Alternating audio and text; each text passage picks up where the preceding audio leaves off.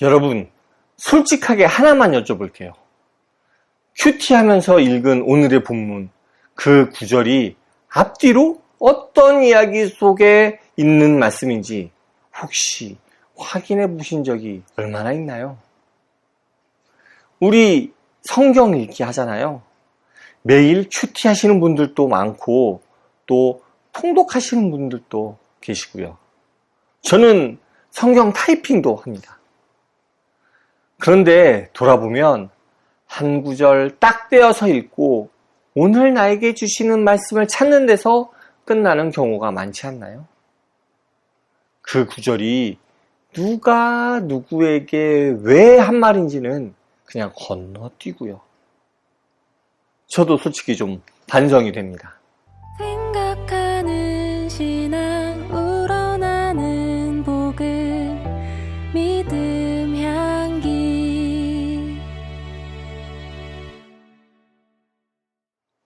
안녕하세요. 믿음 향기 채널에 오신 것을 환영합니다. 저는 이신영입니다.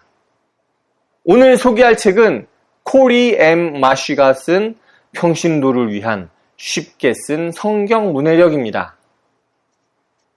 저자는 미국 남캘리포니아 신학교에서 신약학을 가르치는 교수인데요.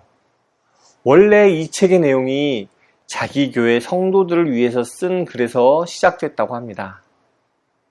그러니까 처음부터 학자들 보라고 쓴 책이 아니라 매주 교회의 의자에 앉아있는 평범한 성도들을 향해 쓴 책이라는 거죠. 성경 문해력이라는 말, 요즘 많이 들리는 것 같습니다. 문해력이라는 단어 자체가 좀 유행인 것 같기도 하고요. 그런 점에서 이 책이 짚는 문제는 성경을 안 읽는다가 아닙니다. 성경을 읽긴 읽는데 너무 단편적으로 읽는다는 거예요. 구절 하나하나는 접하는데 그 구절이 담긴 전체 문맥을 읽고 배우고 음미하는 데까지는 못 간다는 거죠.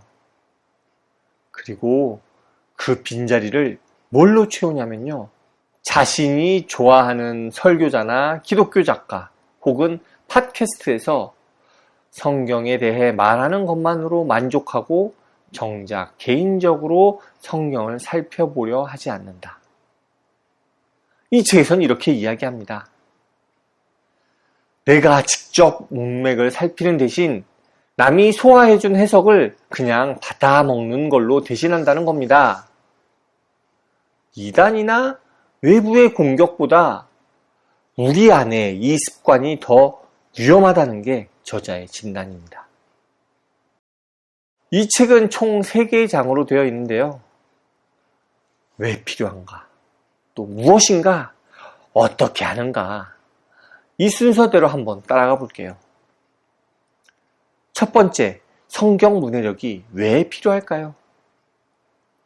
저자가 역사를 쭉 훑으면서 하는 이야기가 좀 아이러니합니다. 성경에 대해 가장 위험한 공격은 성경을 가장 잘 아는 사람들한테서 나왔다는 거예요. 생각해보면 창세기의 뱀부터 그랬죠. 하나님이 하신 말씀을 문맥에서 떼어내서 살짝 비틀었죠. 저자는 이걸 창조만큼이나 오래된 계략이라고 부릅니다. 그리고 오늘날에도 똑같은 일이 일어난다는 거죠. 주의 기름 받은 자를 건드리지 말라 같은 구절을 문맥에서 뚝 떼어내서 자기 권위를 지키는 방패로 쓰는 지도자들 이야기를 하는데요. 저자는 이걸 개념적 강탈이라고 부르더라고요. 성경 구절을 훔쳐다가 사람을 지배하는 데 쓴다는 거죠. 여기서 중요한 게 있습니다. 그런 성경을 분별하려면 결국 성도들이 성경을 잘 알아야 한다는 겁니다. 사도행전에 베레아 사람들 혹시 기억하시나요? 그 사람들은 바울의 설교조차 그냥 받아들이지 않고 성경을 돌아보고 생각했습니다. 그런데 성경은 그들을 책망하지 않고 오히려 더 신사적이라고 칭찬합니다. 설교를 검증하는 게 무례한 게 아니라 칭찬받을 일이라는 거죠. 두 번째, 그럼 성경 문해력이라는 게 과연 무엇일까요? 여기서 저자가 참 목회적인 이야기를 합니다. 성경 문해력은 전문 지식이 아니라 인식과 숙련이라는 겁니다. 이게 뭐냐면요, 신학교를 나와야 도달하는 경지가 아니라 모든 그리스도인들이 성취할 수 있는 목표라는 뜻입니다. 헬라어? 몰라도 돼요. 박사학위 없어도 됩니다. 대신 필요한 게 뭐냐면 거듭남, 기도, 겸손, 순종, 그리고 근면함이랍니다. 다 지식이 아니라 인격의 문제잖아요. 저는 여기가 상당히 좋았습니다. 성경 문해력이 머리의 문제가 아니라 마음의 자세 문제라는 거죠. 그리고 하나 더 의외의 이야기가 나옵니다. 성경 문해력은 혼자 크는 게 아니라 교제를 통해서 성장한다는 겁니다. 다른 그리스도인들과 함께 읽고 나누는 게 성경 문해력과 영적 성숙을 잇는 결정적인 통로라고 하죠. 성경 읽기가 골방의 일로만 그치면 안 된다는 겁니다. 세 번째, 그래서 어떻게 읽어야 할까요? 한마디로 이야기하면 해석하기예요. 해석하니까 상당히 어렵게 들리죠. 그런데 핵심 질문은 딱 하나입니다. 본문의 의미는 어디에서 오는가? 저자의 답은 분명합니다. 그 의미는 성경을 쓴 저자의 의도에서 온다. 그리고 그 저자의 의도를 알려면 맥락을 봐야 한다는 거죠. 여기서 제가 진짜 한참 좀 다시 읽었던 문장이 나오는데요. 여러분 한번 들어보시죠. 성경 문해력을 갖춘 독자는 이 본문이 나에게 무엇을 의미하는가 라는 질문을 먼저 하지 않는다. 대신 한 걸음 물러서서 이 본문이 하나님께 원래의 인간 저자에게 그리고 원래의 청중에게 무엇을 의미하는가 라고 먼저 묻는다.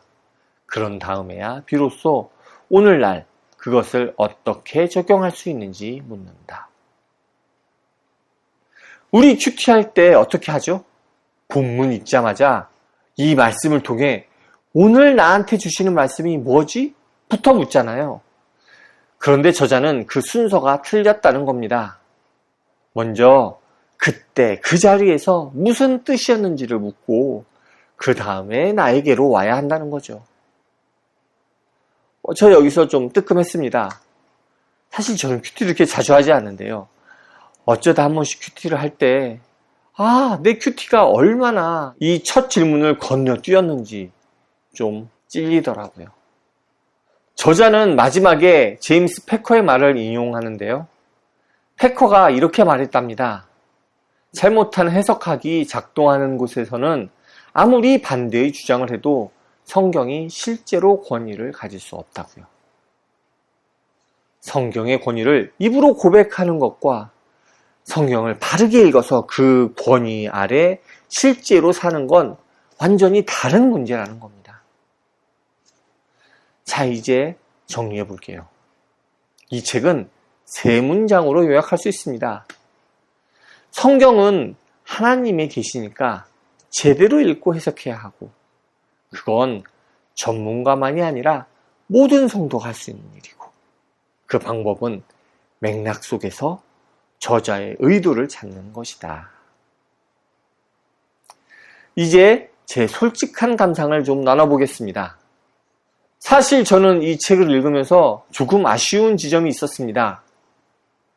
이 책을 낸 출판사의 기존 책들을 제가 몇 권 봤었는데 대체로 열려있고 좀 새로운 관점을 소개하는 결의 책들이었거든요. 그래서 이 책도 좀 그런 결일 거라고 기대하고 폈습니다. 그런데 읽어보니까 상당히 좀 보수적인 책이더라고요. 문자적, 또 문법 역사적 해석이라는 어떻게 보면 좀 전통적인 보수주의의 방법론을 정통으로 가르치는 책이더라고요. 다양한 해석 전통들과 대화하는 책이라기보다는 하나의 정답을 분명하게 제시하는 책에 가깝습니다. 물론 이런 책들이 또 주는 장점이 있죠. 하지만 저는 좀 그런 부분이 좀 아쉽게 느껴지더라고요. 그럼에도 불구하고 이 책이 갖는 의미가 분명히 있습니다. 그게 뭐냐면 해석학이라는 주제를 평신도에게 직접 말해주는 책이라는 겁니다. 사실 해석학은 보통 신학교 강의실에 밖으로 나오는 경우는 거의 드문 것 같습니다. 목사님들은 좀 배우지만 성도들은 그 결과물만 받아먹죠. 그런데 이 책은 그 담을 넘어서 성경을 어떻게 읽을 것인가 라는 질문 자체를 성도들의 손에 쥐어줍니다. 저자의 정답에 다들 동의하지는 않을 수 있습니다. 그렇더라도 그 질문을 품게 되는 것만으로도 우리 신앙은 조금씩 달라지고 하나님에 대해 더 깊이 생각해 보게 된다고 저는 믿습니다. 베레아 사람들처럼 말이죠. 그들이 칭찬받은 건 바울과 같은 결론에 도달해서가 아니라 직접 성경에 대해 깊이 고민했기 때문이잖아요. 이 책도 그렇게 읽었으면 좋겠습니다. 저자의 안내를 받되 결국 내 눈으로 본문을 확인하는 훈련으로 가면 좋겠네요. 여러분 어떠신가요? 성경을 읽을 때 나에게 주시는 말씀부터 찾으셨나요? 아니면 그때 그 뜻을 먼저 물어보셨나요? 여러분의 성경 읽기 이야기 댓글로 함께 나눠주시면 참 좋겠습니다. 그리고 오늘 나눔이 하나 있습니다. 이 책에 출판사에서 한 권 더 보내주셨어요. 마침 이 책이 하는 이야기가 성경을 직접 붙들고 읽자는 거였잖아요. 그래서 이 책도 직접 읽어보실 한 분께 보내드리려고 합니다. 참여하고 싶으신 분은 댓글에 신청 2글자를 꼭 남겨주세요. 신청이라는 글자가 없으면 신청 안 하시는 걸로 생각하겠습니다. 아까 그 질문에 대한 생각까지 나눠주시면 더 좋고요. 마감은 돌아오는 주일 낮 12시. 발표는 바로 그 다음 날인 월요일 오전에 하겠습니다. 부담 없이 신청해 주세요. 아시죠? 제 채널에 이벤트는 경쟁률이 높지 않습니다. 당첨될 확률이 그만큼 높다는 거죠. 구독과 좋아요는 늘 큰 힘이 됩니다. 오늘 또 말씀을 직접 펴는 여러분들의 하루에 베레아 사람들이 누렸던 그 발견의 기쁨이 함께 하시길 소망합니다. 감사합니다. 다음에 또 오세요.